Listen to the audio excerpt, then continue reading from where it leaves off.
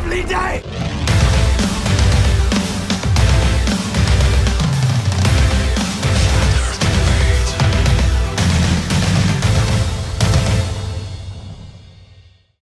Welcome to Flat Earth Debate Uncut. I'm your host, Nathan Oakley, and if you are new to this, my main channel, then be sure to subscribe and hit the bell notification icon to keep up to date with the Flat Earth Debate pre-show and after-show goodness.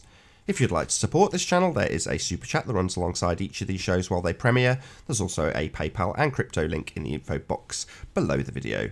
To watch this show live, be sure to subscribe to my second channel, Nathan Oakley. There is also a link in the info box below this video. Now, we are currently joined by Ranty Flat Earth, Jose, Chocolate Sane, and Arwin. I'm going to say a quick hello to you before we start the main live show. Hello, all.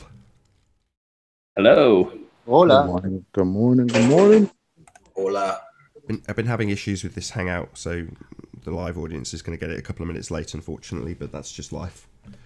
Because it kicked me out of my own Hangout before we started, but hopefully that won't happen again. If it does, issues.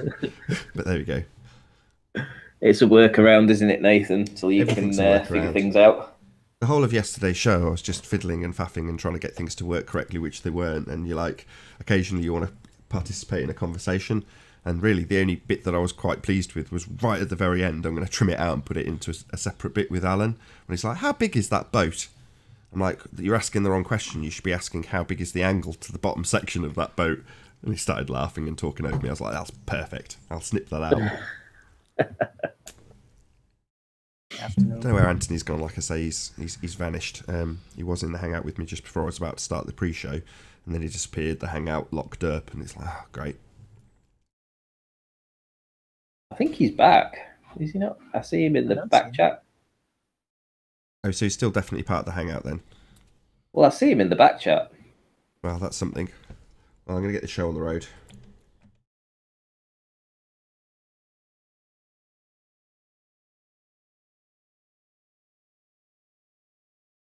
Oh, what a day! What a lovely day!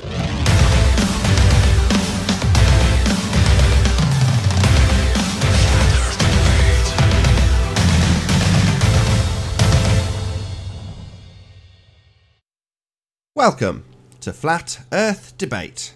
I'm your host, Nathan Oakley, and if you are new to this, my second channel, then be sure to subscribe and hit the bell notification icon to keep up to date with the Flat Earth Debate.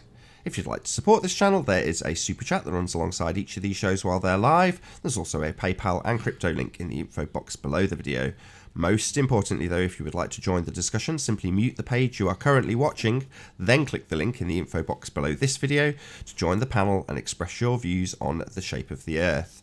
If you do join, please don't swear. If you do, you'll be ejected, and if you are, please don't try to rejoin the stream using sock accounts. You'll be warmly welcome back on the next stream. Please also share the show on social media.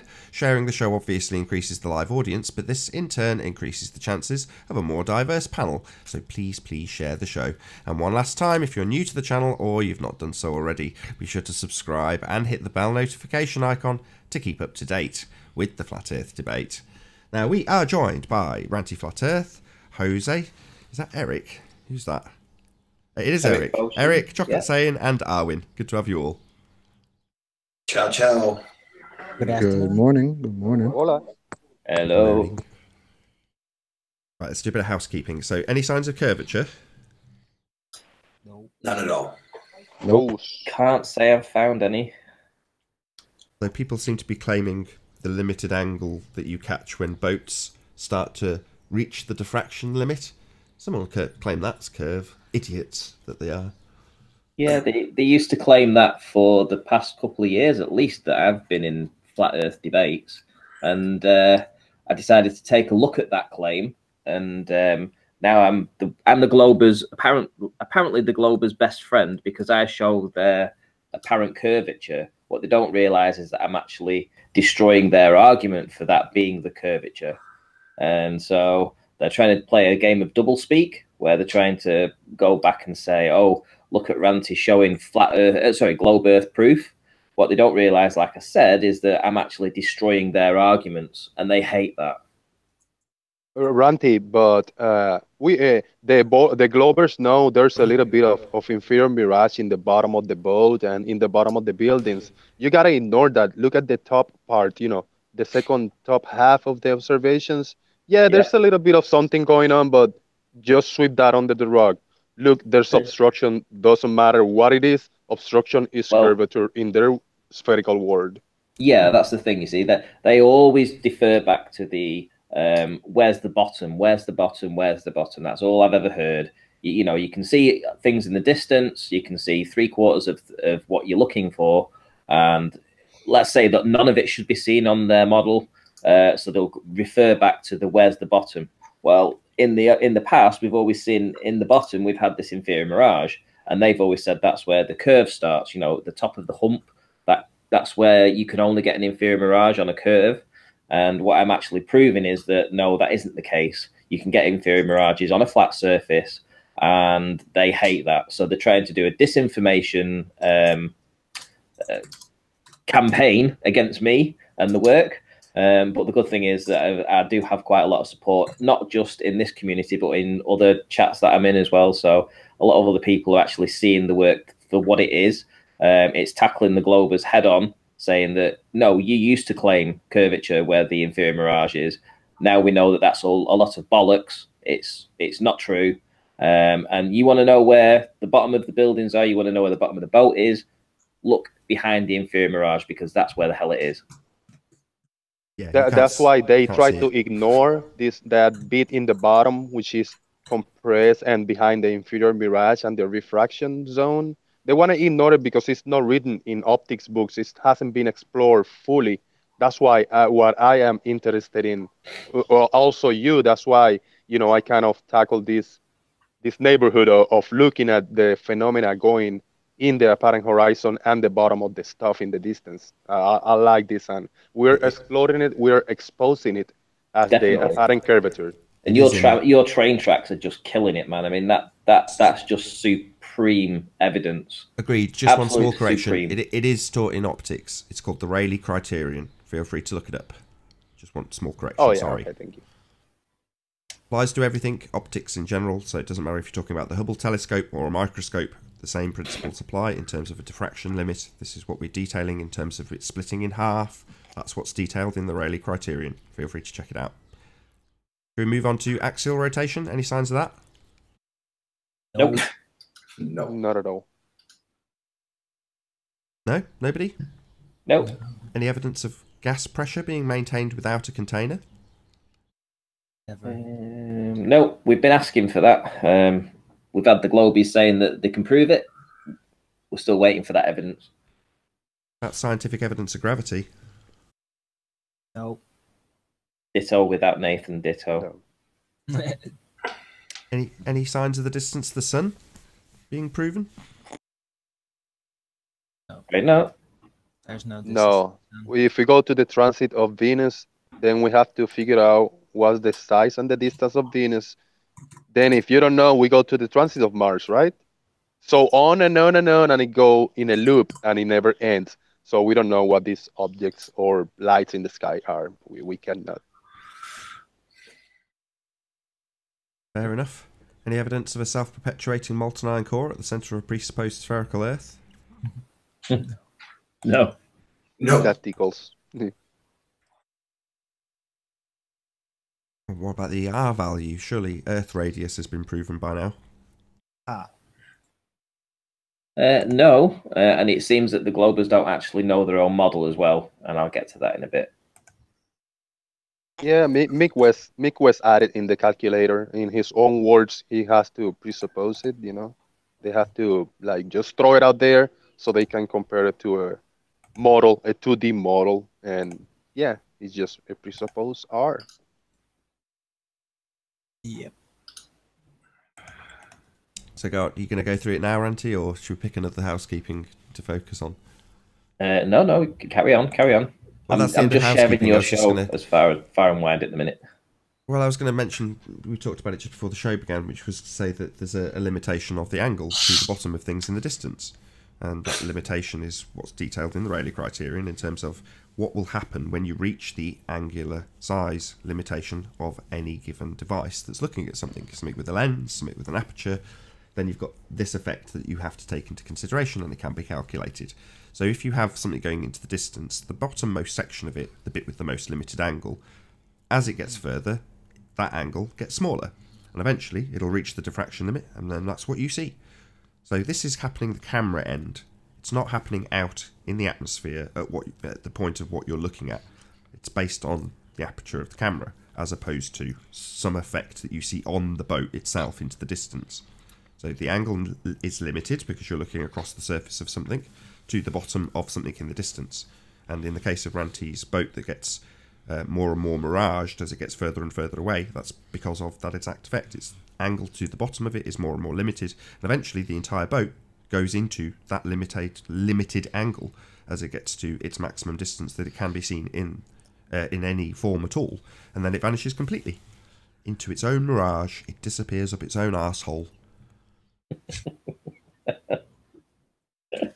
But yesterday we had Alan B saying, how big is this boat? And I said to him, well, you're asking the wrong question. You should be asking how big is the angle to the bottom of the boat, because that's what's causing it to vanish. That's what's causing this mirage. That's what this mirage is.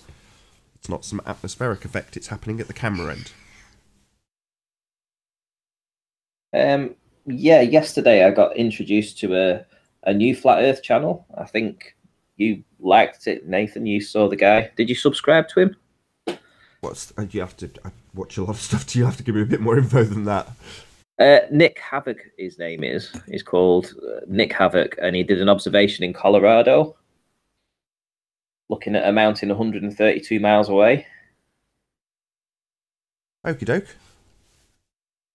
Sounds familiar, yes. So it should.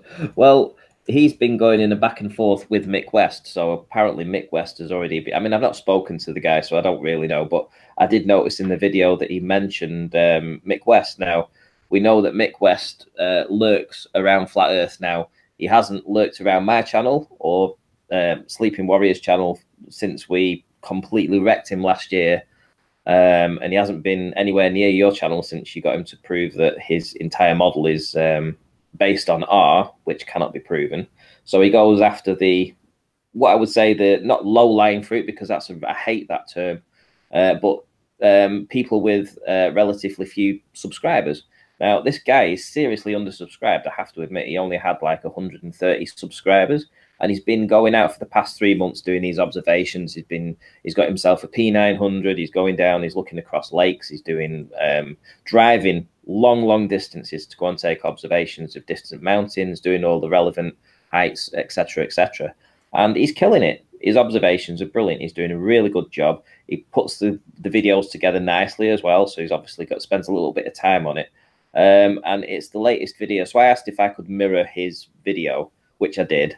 And I think he's put on at least 100 subscribers since the past 16 hours, which is great because, you know, if been going for 3 months, he only had 130. I think now he's got 230 or so.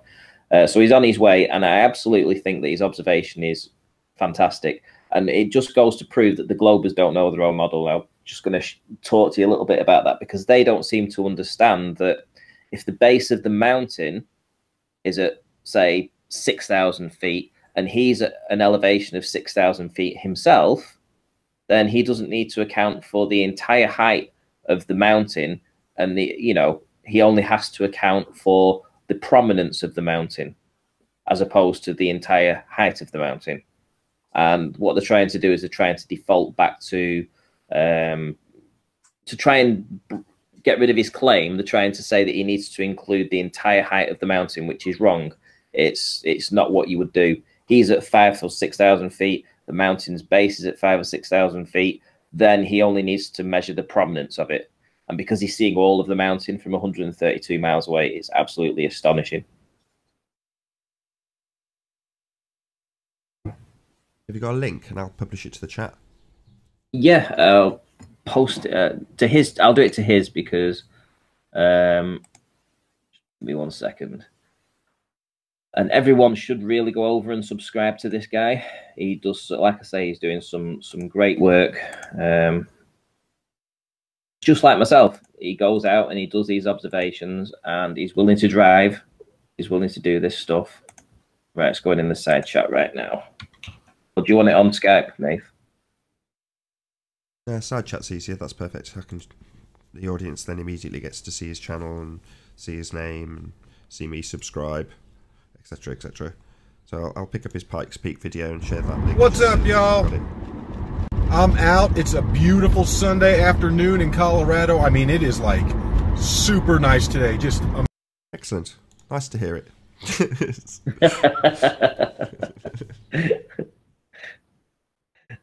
Yeah, you guys should go over there. This observation's killing it. I know Bob from Globebusters, he's really interested in talking to this guy.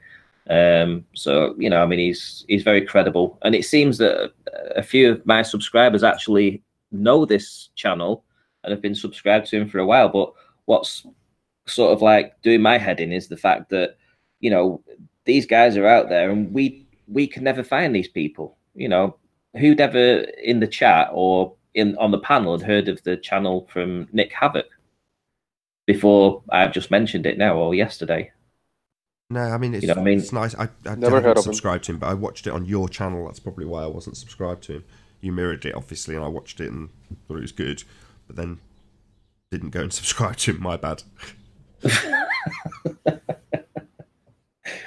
Right, so, well, anyway, I think people should go over and subscribe to him. The name's Nick Havoc, and yeah, the link's on my channel. If you can't find him, just look at my latest video. It's in the description. I've got a link to his channel, and go over there, watch his stuff. It's not just the one observation. He does lots of different observations, so you could spend the whole day watching. I think he's got about 20 or 30 different videos up. It's really, really cool stuff. And even if you research a little bit like P900 testing Zoom or P1000 testing Zoom, there's people that are not even in this subject in the flat earth or long distance observations, but whilst testing, you know, their new equipment or telescopes, they catch a bunch of like jewels and gold nuggets that they don't even know they have. So we gotta like explore these channels with people with the adventurer spirit that go outside and just do observations for the hell of it and to see what we can find, because there's a lot of stuff everywhere and we just are not aware of. Yeah, and I think we should all speak to each other more. So if anybody's in the chat right now and you've got a channel or you've come across a new flat earther that's out there and you think they've done a really great observation, you know, say something in the side chat. Let somebody go over and have a look at the work, and then if they're doing some good stuff, we can promote it from within, and we can help these other channels grow, because, you know, it's a long, hard scratching from the bottom up. Trust me. When you've got 50 subscribers, when you've got 100 subscribers, and you're doing some work, you're going out, you feel like you're putting the effort in, and nobody seems to, you're not getting anywhere. You don't seem to have a lot of following, and yet you might be doing some killer stuff. And that's all to do with the fact that we're a silent minority, because we don't tend to share, you know, when we see other people's work. And I think it's the wrong way to do stuff. We need to be helping these other channels grow. You know, the more people that are out there doing this stuff, the more of a community we can get together. You know, I hate the fact that we're divisive and that we don't help each other in that respect. And, you know, if I can help in any way, shape or form, send me, you know, rantyflatearth.com. You can email me, you can say, I've got a channel, or you can say, I know this channel. And, you know, if they're any good, I'll do a promotion for them. I totally agree. I was chatting about this with Martin Liedtke the other day and saying it was really nice to see how the people in his little corner of the internet, with what he's dealing with, the history hoax and Antiquitech and various other things, they're all promoting each other. They're all shouting each other out, highlighting the work that they're doing, you know, and it's very symbiotic, the sort of relationship between them, even though they don't know each other that well. I think that's really encouraging to see. There's no backbiting like I've certainly seen in the corner of the internet we find ourselves in, i.e. Flat Earth. Now obviously Martin Liedtke, Flat Earth British, he is also part of this community and does talk about that subject, but less and less. Now he's got his teeth into something new, which is fine, great. He's grown massively actually since he's changed his subject matter. Big shout out to Martin Liedtke, Flat Earth British. So yeah, it's much better on their side of the YouTube fence than it is on ours, I've got to be honest, and I like what we're doing at the moment. I've been insisting on people giving me the links to these videos. I didn't used to do that, so that people can actually go and subscribe to the channels that we cover. So yeah, it's good. I think long may it continue, Ranty. Yeah, definitely. I mean, like I say, I don't think anybody realizes, if they don't have a channel of their own, how lonely it is and how much work you have to put in to actually get anywhere without anybody actually having your back. How long did it take me to get 1,000 subscribers, Nathan? Nearly a year. Nearly a year of doing this. I've got over 200 videos on my channel. That's a lot of work to get 1,000 subscribers. And if we can help other people grow much quicker than that, if somebody can go and they've got the will to do this kind of stuff, and they've got an eye for it, and they're in a great location, they're willing to put the effort in, let's scratch their back, essentially help them up, give them a leg up. This is what we need. We need more warriors on our side. We've got new ones. Jose's doing some good stuff. He's on his way. This is what we need. We need a community of people helping each other. I mean, the person that was at the forefront of that, or has been at the forefront of it, was always Patricia Steer, and her efforts have resulted in the most attacks of anybody. So she's essentially promoting and encouraging the people who make their first videos and start to come out. Obviously, she interviews big flat earthers as well, if you want to categorise them in that manner. But she's that person, and like I say, she gets the most hatred. What? Hey, Travis. How do? So yeah, it would also be nice if, when those sorts of things happen in this corner of the internet, normally from our opposing side, that not always with her though, because she gets as much infighting as she does from Globers, probably more from flat earthers if anything. But it'd be nice to see a few people actually jump in and defend those sorts of people, when all they're doing is promoting the people who've just started tentatively making YouTube videos about this subject. Whilst I'm here and whilst we're talking about this, I think Arwin is undersubscribed as well. I mean, he's just broken 800 subscribers, and it's he does his early bird. Come on, guys, go over there and subscribe. Yeah, I occasionally get to watch early bird. Thanks, Ranty. I'm not at 800 yet. How many are you on? I see 796 now, but sometimes it takes a while to update. He's rounding up. I'm rounding up. Come on, let's see if we can push Arwin to the 900 today. Come on, guys. There's people that should be over there and watching. I mean, between us, between Arwin and Nathan, you've got at least 3 hours of entertainment throughout the day. At least 3 hours where you can just log in and you can either watch Arwin or you can watch Nathan, and you've got 3 hours of people discussing flat Earth and interacting with you in the side chat. It doesn't take much just to click the subscribe button, does it really? Arwin, type something in the chat. Type subscribe to me now, so people can click your name.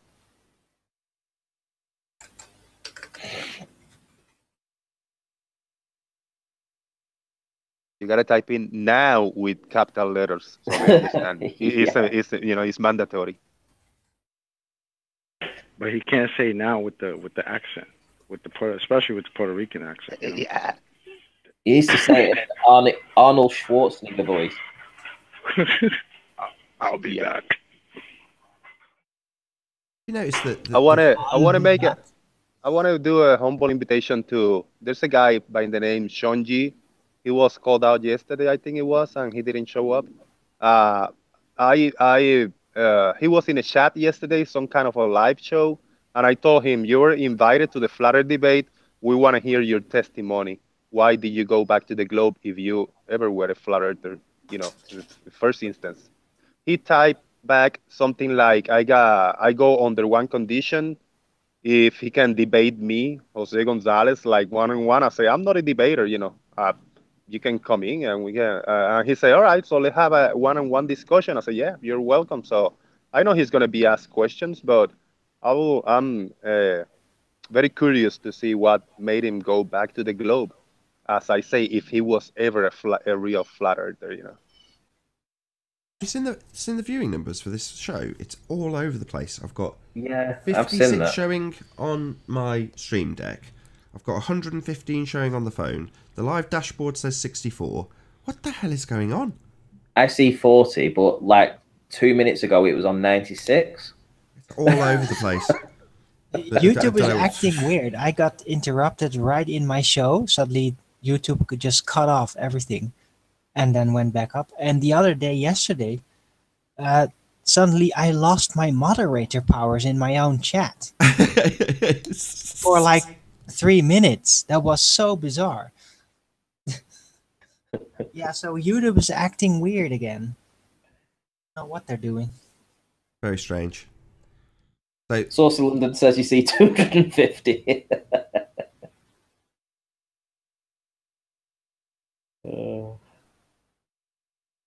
So, Nathan, are you going to tell people why you're on this channel? I had a community guideline strike, so it's happened before a couple of times. It'll no doubt happen again.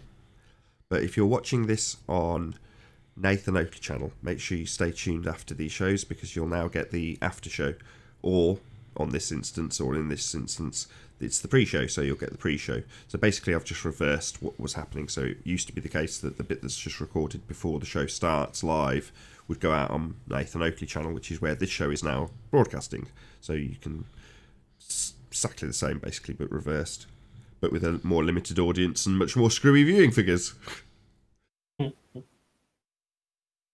if you remember, it was this time last year that you had a strike again on the other channel. Yeah, it's exactly the same scenario, almost 12 months pretty much to the day. So, yeah. Yeah. They mustn't like you having you... Eh?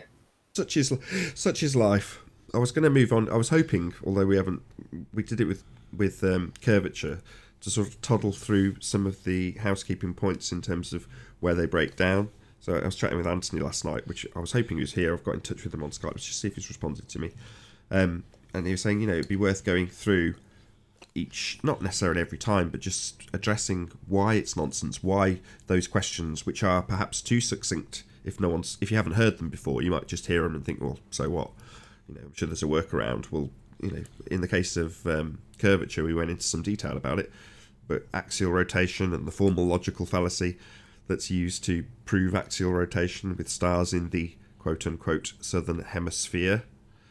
That would be the debunk, the formal logical fallacy, and begging the question being that in order to make that into a, let's put that in quotes as well, globe proof, which it isn't, you have to first assume you're on a sphere. So if someone says, how do you, southern rotation in the southern hemisphere, or the star rotation in the southern hemisphere, go to you as a flat earther, you say, well, that's a formal logical fallacy. You're telling me that I'm travelling to in relation to where I am currently, I'm going to be travelling somewhere where I'm hanging off the bottom of where I am now, antipode to where I am now. So you're making me assume that when I travel out in a southerly direction towards the horizon, as Anthony phrases it, and not towards, my feet. So that's a logical fallacy. Tim's in the chat. Hey, Tim, this is your logical fallacy, feel isn't it, it, Tim? hovering his finger over the join link. Yeah, man, I'd love to tell him Tim. for the 5th time. Yeah, so I came on your show, I'll just Tim. You reiterate wanna it because come he's on this there, one? though. Just for Tim's benefit, just for you, Tim. 5th time. So, if you say, if the Earth is a sphere, we will observe star rotation in the southern hemisphere, then you are automatically assuming that you're travelling to a position that is antipode. So you're essentially assuming your outcome. That's a logical fallacy known as begging the question. When you formalise it, i.e. you put it into the format, if the Earth is a sphere, we will observe rotation on the southern hemisphere. We observe southern rotation, therefore the Earth is a sphere. That's a formal logical fallacy, affirming the consequent. Double trouble when it's a globe proof, because you've got to beg the question, right? So it's a begging the question, affirming the consequent, formal logical fallacy. Or, as John likes to call it, a begging the question fallacy on steroids. Shout out to SX0 for the super chat. My channel reflects something different, does it? Oh, really? I'm sure you've managed to unwrap that logical fallacy, Tim. In your dreams. Well, let's just be honest and just say it as it is. There is absolutely no proof for any of their assertions. Well, R, they're basing it on the assumption of R. So let's full of say like theory. Tim says it. No, I can't back the question with R. Did that dilute the point at all for anybody? And the ignorance of perspective induced diffraction as a key point. The curvature, the starting point. Absolutely. To put it another way, they've hijacked perspective and called it curvature. Go on, Travis. I was just saying that Tim came in yesterday, so that I should see no reason why he wouldn't come in today. Well, if you are going to come in, Tim, don't invite me to kick you, because I'll be happy to do that. Because to be honest, Tim, you're a flat earther in disguise. I know you are. You know you are. You're not a ball earther. No. No, Shout this out to guy's a Sleeping believer, Warrior in the Riley. bottom. He's a believer. Not a believer. He's a deceiver. Like Geo, But deceiver. that doesn't exclude the other. You can be a believer and a deceiver. Can't be a You believer. deceive for your belief. No, that makes you even a bigger believer in his perspective. Are you speaking of Tim Osman? Yes. All of them. Why does he use that name? Because it's the You know name that of an can't ex. be his real name. It's the name of an ex-FBI agent of some kind, isn't it? Something Osama like bin Laden. Osama bin Laden. Yeah, something like that. He's just pretending that he's somebody special, but really he's just a dick. Yeah, nice try. That's a lunatic idea. Yeah, that was the code name for Osama bin Laden. The CIA gave him. So Tim Osman. Nice one.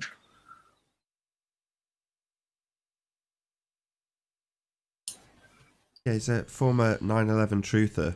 So 3 years ago, possibly even longer, he was saying words to the effect of "Flat Earth is only here to muddy the waters of 9/11 truth."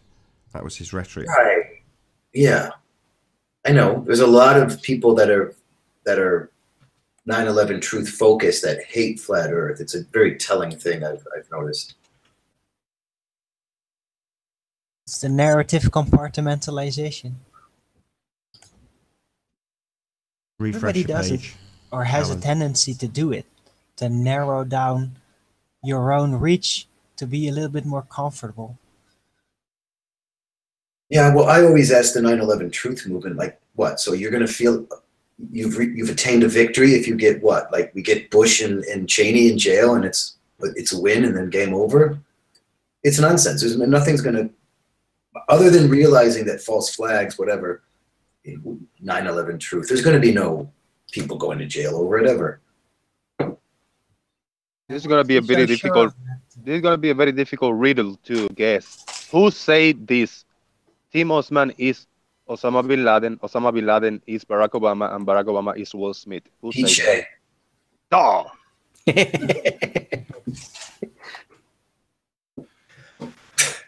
Well, hey, I noticed that Pete Shea actually looks a lot like Simon Pegg, just older look. But look at Simon Pegg. I think, yeah, Pete Shea, you're busted. You're Simon Pegg.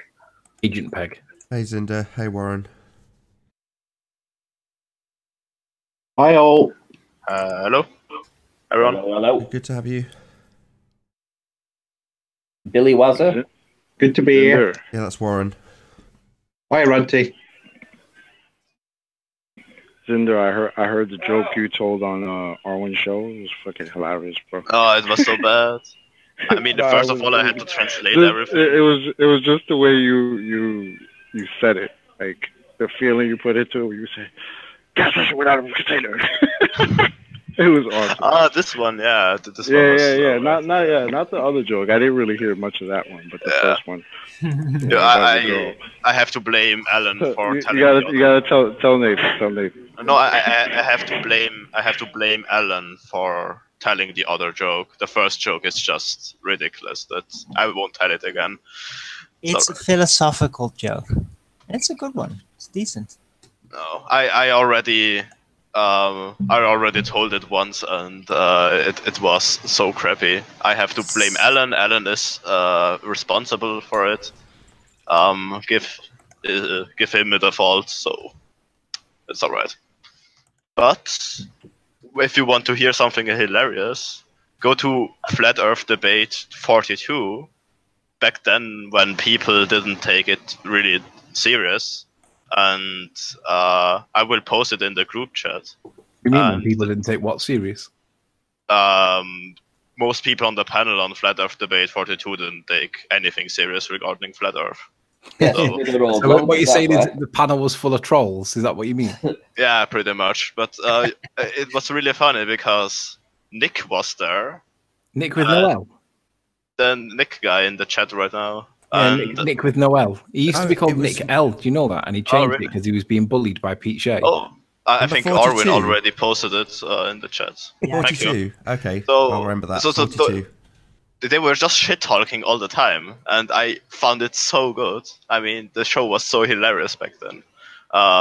When I only watched the 42 because I like this number, but maybe I will find some more. So you watched it because it entertained you? Yeah. Right. Okay. Yeah, I mean, if you want to see the Globeheads winning, and basically completely overwhelming me, then go and watch the early shows, because basically I opened up the show and who piled in en masse? Well, not the Flat Earthers, the Globeheads piled in. Well, I saw it more like you were just a moderator and you were just like kind of neutral. Oh yeah, he was. You just let people talk. So yeah, but do you know what started to happen, Zinder? The baller started when we had good points that we could win, and we could literally challenge the rhetoric from you guys or from the ballers. What was happening was that there were people that were then deliberately committing professional fouls, so that the point got lost when we were about to win. And one day there was a bloke called Hank, and he was asking Paper Explanator, "How does he know the distance to the stars?" Legitimate question, valid question, and Paper Explanator started off with this. He very quickly mumbled under his breath, "Well, you have to assume that the sun is 93 million miles away," and then he started off rambling and rambling and rambling, and the more he rambled, the more the point got lost. And after the show, I said to Nathan, I says, "Nathan, why did you allow that to happen?" And he's like, "What do you mean?" I said, "That was literally obfuscated. Hank had that guy on the ropes there, and he was trading blows with him, and he could have won that. But for the fact that Paper Explanator had literally derailed that whole conversation, so that the point got lost, and Hank was like somehow scratching his head. You could hear him. You could literally picture him when you listen to Hank the way he's talking. You can hear him scratching his head because he's wondering, why am I not getting the answer? Because the point was being obfuscated, and it was the first time that I realized that they were actively and cleverly taking active steps to obfuscate points that they knew that they wouldn't win on. And I said to Nathan, perhaps we should change it a little bit and not allow them to do this, so that they have to prove their points. And from that moment on, well, now the panel's full of flat earthers. Yeah, guess if I want to listen to constant shit talk, I guess there are other panels that can provide the need for it. But yeah, it was still funny listening to those guys, I have to say. Yeah, I agree. Fake news, Anthony. Fake news. It all changed when I joined. Did it? Yeah. I think the turning point was when we got Paul Voigt, because we tested it. I think, Nathan, forgive me if I get this wrong here, but the way I remember it was that Paul Voigt was the first one that we really put in a corner and battered. You may remember it being somebody else because it was a while ago now. But I remember it being Paul Voigt with his claims on the molten iron core. Yep, absolutely correct. It was Paul Voigt. Yeah, which is why you see him lurking in chat periodically. So you'd said to me, look, maybe don't, you kind of phrased it as such, we're in the minority, and if you allow them, the majority, to completely overwhelm and obfuscate these points, then we're never going to get any points across ever, because they're in the majority, and you're allowing it. So maybe don't let these points get obfuscated and take a bit more charge. And I was like, okay, fine, I'll do that. And then, not maybe the next show, but the next person that got battered was Paul Voigt. Absolutely annihilated. He was one of the common pretender clowns that came on. He'd be on fairly frequently. And then he stopped. Yeah. He came in a couple of times, didn't he? And we kept asking him, have you got that evidence yet, Paul? And he realised that it wasn't going away, this request. And then he just stopped coming in, and it's because he hasn't got evidence that the Earth has a molten iron self-perpetuating core made of nickel and iron that self-magnetizes itself. He hasn't got that evidence, but he pushes it. So that's why we did it. But back then, you had people like Curved Water, Brenda Von Assen, who I do have blocked, so she can't join, because she deleted somebody's work, like 700 files worth of their research, and she thought they were bats, so she deleted everything. That's why she's blocked. But there was Curved Water, there was Paul Voigt, there was Lewis. Come on, what were the names that we used to get in all the time? And I mean, you'd walk in, and it's like being in. Imagine being lay in the hole that they dig for your coffin when you die, and you've got all these ballers looking down on you, ready to pounce. That's how it felt. Curved Water to be there like it was like a job for him at 9 a.m. He'd be there bang on 9 a.m. every day. And like if he was late by 5 minutes, like I would report that he'd just phoned in sick or phoned in late, stuck in traffic, indicating that these guys were coming to this as though it was their duty to come and prove that flat earthers are nonsense. Tables are turned now, though, haven't they, boys and girls? It's not like that anymore. Now we can't even get used to come on the panel. I watched last night 175 and 176 in time and a half speed as I was working overnight, and it was Ruhev, Philip Weinberg, and Rumpus. It was kind of the ones that joined the show, besides Riley, Ranty, and Arwin, if I'm not mistaken. It was really cool, those shows back then. Yeah. It was more formatted, you know, as Nathan didn't let anything slide, because Rumpus was here for comedic value, just pretty much like he is right now. He just cannot obfuscate as he used to do, taking too much time, you know. Philip Weinberg, he was letting a little slag, you know, doing his modeling thingy. And then Ruhiv always getting pissed because he get stuck in a corner and he tried to obfuscate and point to a different direction. Ruhiv disappeared from this panel. Yeah, Hube, formerly YouTube, now just Ute in the chat, has been doing the same. So he said he left me a comment saying words to the effect of, there's not enough flat earth content that I enjoy, so I've actually just been going back and watching my way through the debates instead, rather than watching some of the new stuff that's out. I was like, oh, well, that's a massive compliment, thank you very much. But it's periodically been chunking out little bits of it and publishing them. So massive shout out to Ute. But yeah, he's obviously finding these little nuggets where people, you know, normally very quickly concede something and then try and move on. Just brilliant. Yeah, Rumpus is the king of doing that. He'll literally say in the first opening sentence, when challenged, he will literally make the admission that we're looking for, but he'll say it very fast and very trivially, so that it slips under the radar, so that he can then go on and obfuscate the rest of the point. No, that's not how it works. Get your evidence, prove the claim, and prove that we live on a bloody ball. That's the game. That's what the debate's about. And you guys cannot prove that we rotate, that we orbit. You can't prove all these housekeeping points, but you all pretend that they're true. They're not true. So where did we get to? How many minutes we got left? We got about a quarter of an hour left. So we did axial rotation and curvature. So what about gas pressure without a container? Why is that a point in the housekeeping? Who are you asking? Just trying to remember who it was attributed to originally. I think we decided in the end that it was actually quite a late one, and it was conspiracy cats that would be forever tarnished with that. Yeah, gas pressure without a container. I think conspiracy cats. Yeah, I think you might be right, actually. It may have come up earlier, but I seem to attribute that one to conspiracy cats. Well, I mean, it was quite a late in the day thing for us to push on the debate. It was just before the housekeeping was sort of solidified, and conspiracy cats came in to argue that very point. So we were discussing it as opposed to, you know, having it as a firm point that we asked in housekeeping. And then he came on the show, tried to debate it, and just tried to obfuscate, basically, didn't address it in any way, shape or form. And the reason he was the particular person was because he'd made an address to it in a video and backed our point. So he'd said, without the balloon, there is no pressure. And it's like, right, so without a barrier to hold the pressure in, i.e. for the pressure to press upon, there is no pressure. It disperses with entropy. Exactly our point. So the Earth, being a pressurized system, would disperse if there was no container or no balloon. Yeah, very good point. Let's just do a little thought experiment for a minute. We all know that the pressure of the atmosphere is 14.7 psi at the beach, right? That's what we're told. If you get a balloon and you have no air in the balloon, right, it's flaccid. You have to blow the balloon up to put a pressure in it.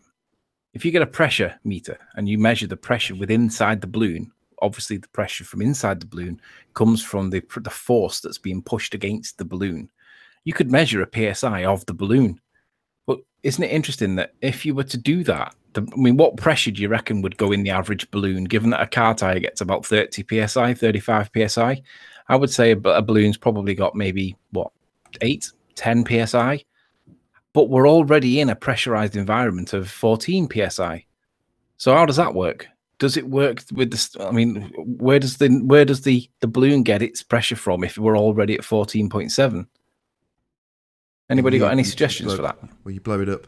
You're putting pressure in with your lungs.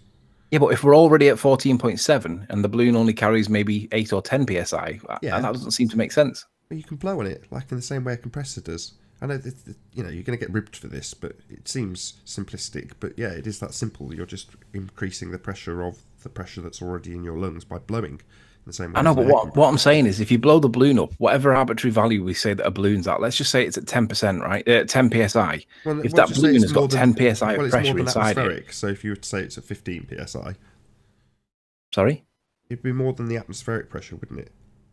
That's my point, is it? Because when you get a pressure meter on a balloon, I reckon a balloon would say maybe 8 psi, maybe 10, but we're already in 14.7 psi. So why is it not 14.7 plus the 8 that you've just blown into the balloon?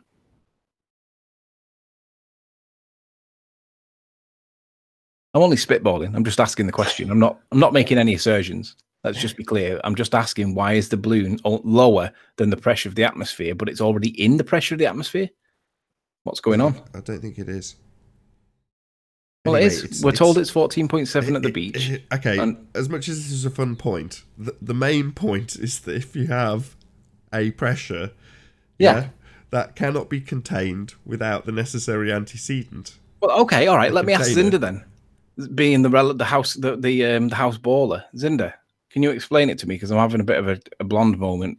How is it possible that you can blow a balloon up to a less psi than the atmosphere? But we're already in that pressure.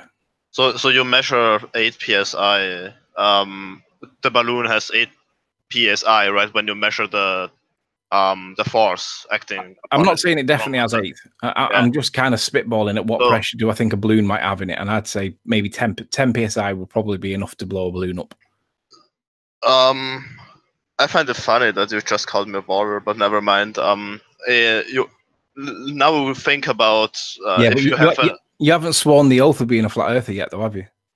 No, I haven't. I won't. Until you spread a little bit of blood on a letter where your fingerprint you're not in. So anyway, if your numbers are right, so imagine like now you have a vacuum chamber, let's say, right, and then you have to measure the pressure that would go into the vacuum chamber. How much would it be on sea level? Just to clarify, first of all, how much do you think would it be? How much pressure wants to go into the vacuum chamber? To do how much pressure wants to go in a vacuum chamber to do what? Get it up to 14.7 psi?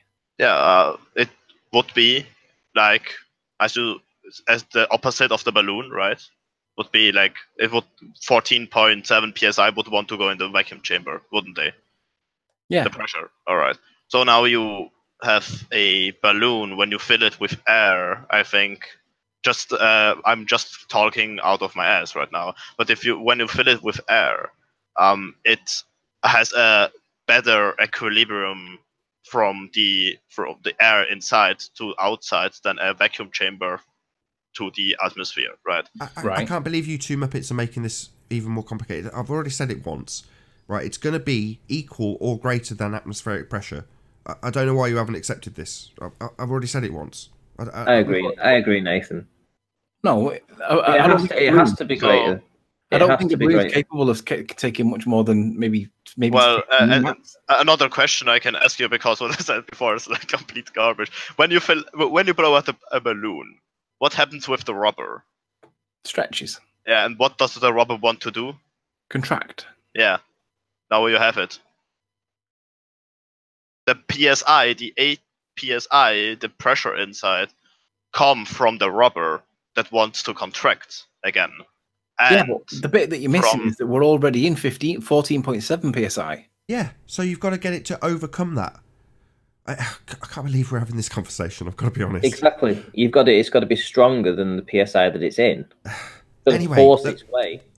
The point is that in order to have that pressure, right, you need the necessary antecedent, a container. And once that container is removed, it disperses. That is the effect of entropy. That's what happens. You can't have the balloon, the circle bit of the gas pressure that's inside that balloon, stay there once the balloon is removed.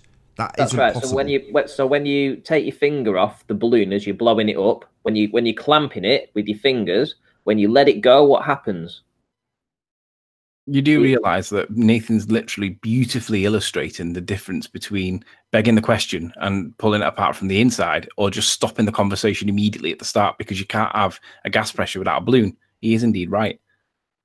I'm not saying that I'm advocating their side. I'm just asking the question: how does a balloon blow up if we're already in a 14.7 psi? That's all. That's all I'm asking. I said that as well. Your lungs compress it, push it. Oh God. Somebody slap me. One of the important points in this subject, in this point, is Riley and Cinder. Do you realize that Nathan called you guys Bert and Ernie, like the Sesame Street? He called you Muppets. Who called who Bert and Ernie? Nathan called you two Muppets for talking about this. I don't mind. I don't care, dude. The funny thing is, the talking about hypothetical stuff and so, and it does, it's kind of useful to grasp some concepts in the end. You can shut it down from the beginning and say, yeah, the balloon gets filled up because your lung pushes air inside it, but all right. I'm amazed Arwin hasn't chimed in. Arwin liked this thought experiments, philosophical stuff. Yeah.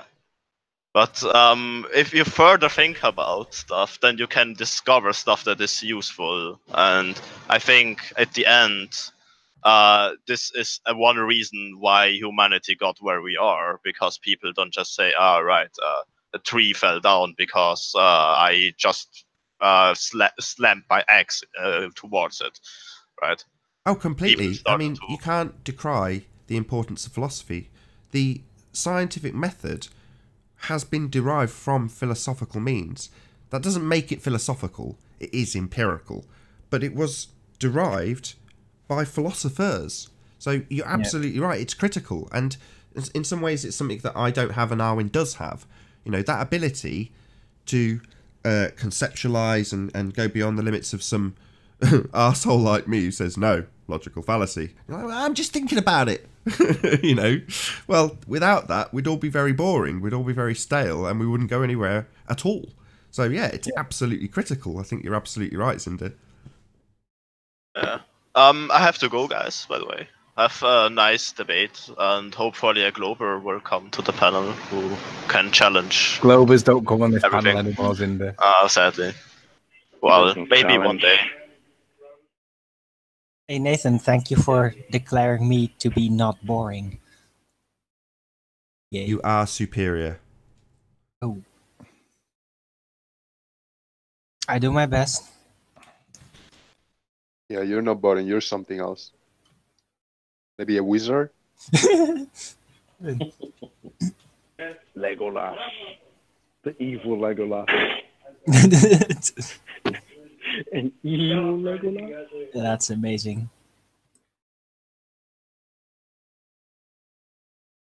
I hope I don't turn into an orc.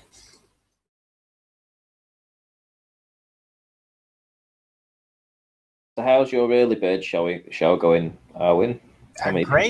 Great, non-stop talking. Do you get many people in the chat? Yeah, lots. Well, not as much as here, but yeah, I don't have a lot of trolls. Only people that might be trolls here, but yeah, they have to behave over there, or I will time them out. So do you want to give them a little rundown about what you do over there and what time it's on? All right. I'll plug it. Yeah, the Flat Earth Early Bird Show. It's on every day, 1 hour before the debates start, which is 1 o'clock London time, 2 o'clock Amsterdam time, and I think between 6 and 10 or something American time. And yeah, it's an open platform. It's a morning breakfast show. That's the idea. Just calm talking, not too controversial, not too emotional subjects, but as interesting as possible. And yeah, people that I trust, I allow on the panel. Contact me through Skype to do it. And we talk about flat Earth, about psychology, sociology, politics, alternative medicine, ethereal stuff, my dreams, anything pretty much. Anything goes. And with that, I'm going to say first and foremost a huge, massive, enormous thank you to all of the debating panel for making this debate possible, and of course a massive thank you to all of the live audience for tuning in and hopefully sharing this debate. If you're watching the re-up of this on Nathan Oakley channel, be sure to subscribe to Nathan Oakley channel to keep up to date with the live Flat Earth debate. I've been Nathan Oakley, and I'll see you all in the next video. Oh, what a day! What a lovely day!